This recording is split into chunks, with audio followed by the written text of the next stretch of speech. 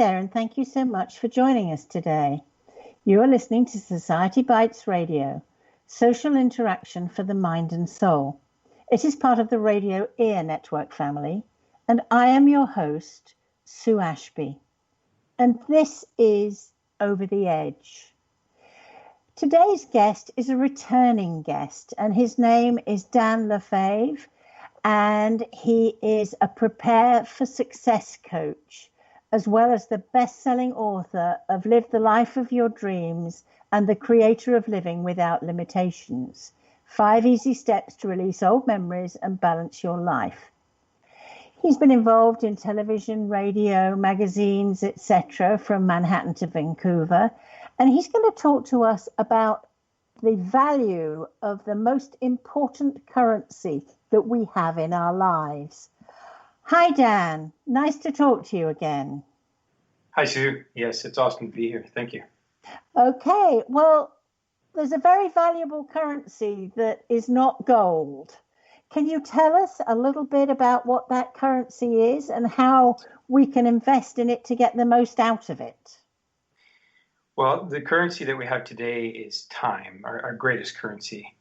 And, I don't know if you've noticed it, but, it seems like everybody's saying, I'm busy, I'm too busy, or I'm just so busy, or I'm crazy. I hear these words, crazy busy. Yeah, crazy busy. So it's not, what is crazy busy? It's just, is that out of control busy? It just seems like it's very common now, especially I talk to entrepreneurs day in, day out. And so being crazy busy is not something that you want to brag about or that you want to really expand on, because effectively we're dealers in time. We trade our time for something. And so it's a question of what are we doing with our time today? And as you know, we're using it really poorly. Absolutely. And it seems to go faster. You can't get as much done anyway. Yeah, well, time is going to go by whether we like it or not. It's something that we have to deal with. But it's, if you look at the world today, we have all this technology, we have all of this, a phone with all these bells and whistles and notifications. And if all of that is chewing away at our time, which correlates with our willpower, then we are losing our energy, which is really, at the core of it, that's really the issue, because we wake up in the morning and we have unlimited willpower. We know it. You wake up, you're energized. As long as you've had a good sleep, let's assume you had a good sleep, you're energized, ready to go. You have lots of power, and you're probably the most effective in the morning. But as the day goes on and as more people come at you, and if you have internet issues or anything like that, then, it starts to weigh on you. And at the end of the day, you're like ready to hit the sofa, maybe watch something for a little bit and just totally zone out and eventually go to bed, and then generate more willpower and do it again. Mm-hmm. That seems to be the pattern of life. Yes.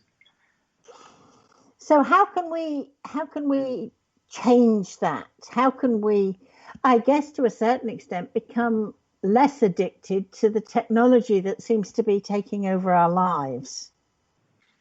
Well, there's a quite an easy way to shut off at least smartphones and at least notifications and so on with smartphones. And granted, some of us do need to receive notifications, but for the most part, I think, at least in business, you just need your phone to ring and maybe text messages, and the rest can be put aside. Because if every time we hear those sounds, and you've probably noticed it, you could be in a restaurant or someplace and you notice the sound goes off, and that sound, it's somebody's phone, it's a message coming through or something like that, or somebody just posted something. And what are people doing? Grabbing it right away, looking at it. And there's research that shows that, we're getting a dopamine rush from that. So it's actually, causing us to feel good. And so we get in the habit of looking at our phones to feel good. And it ends up eating up our time. So what I've done is I've just taken everything that has a notification of any kind and put it all in one folder. And, so everything that has a notification usually has the red circle on it with the number in the middle. Mm-hmm. So I just put them all in one folder. So I don't have a screen full of social networks and email and so on that has all these red dots on it saying, screaming at me, open me. Right? I have one, and it might say, I don't know, it could say 100 or 200, and I really don't, the number is irrelevant. It's just like, I know they're all in there, and there's probably a bunch of things that I could look at, but I'm not. I'm just going to look at what's relevant. I think that is really interesting. I tend to not take my phone into restaurants and things like that because I don't want to know about them while I'm spending quality time with the people I'm with. But I was at breakfast the other day and there were 6 people having breakfast and 4 of them were children and the parents, and all 6 of them were on their phone throughout breakfast and nobody spoke a word. And that's, I mean, it's becoming isolationist. Mm-hmm. I totally agree, and it's what we're seeing more and more. And unless we're aware, then we totally miss it. And I actually play little games so that I become aware of it. So let's say I'm taking my children to go swimming. I will walk in to the area where we can sit down and watch our children swim. Mm-hmm. And I have 2 children in the pool and one who's not. He's younger. And so I will ask him, I'll say, let's count how many people are on their phones. And so we start counting, and he's like 1, 2, 3, and we're walking by, and he might walk right by somebody's and count whatever the number they were, but they don't notice. They're on their phone. They're locked in. And so we just count them. And for me, that actually helps me become aware of, I could be just like them. I could be sitting there in the bleachers on my phone, totally glued to something that is outside of what matters. My son's swimming, and watching them swimming or participating in that. And not being present. Those are little games that I played that help me become more aware, and it actually helps my children too. Of course, when we play the game, we say, let's count how many people are on their phones. They're locked in watching their phones and not paying attention to what actually is happening. And this has happened relatively recently and very quickly, this growth of the sort of the smartphone mentality that controls you rather than you controlling your life.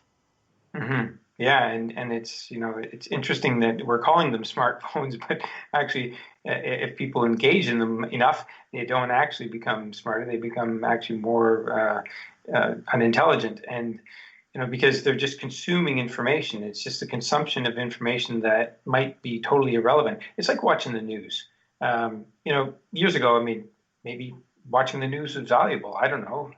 But I don't watch it now, but I haven't watched it probably for 10 to 15 years, but that's by choice. But the whole thing is, if we're just sitting there sifting through information, looking for something, why not just go on the internet and look for that? If I'm invested in a company and I want to know how well the company's doing, I can look them up. I don't need to sit there and watch news media to sift through a bunch of other information. So we say that we're in the information age. Granted, we are, but why don't we use our intellect a little bit better to choose the information that we want to consume and shut off everything else? Because if we don't, guess what? We're overburdened. Willpower is totally withdrawn from us, and then we basically give in.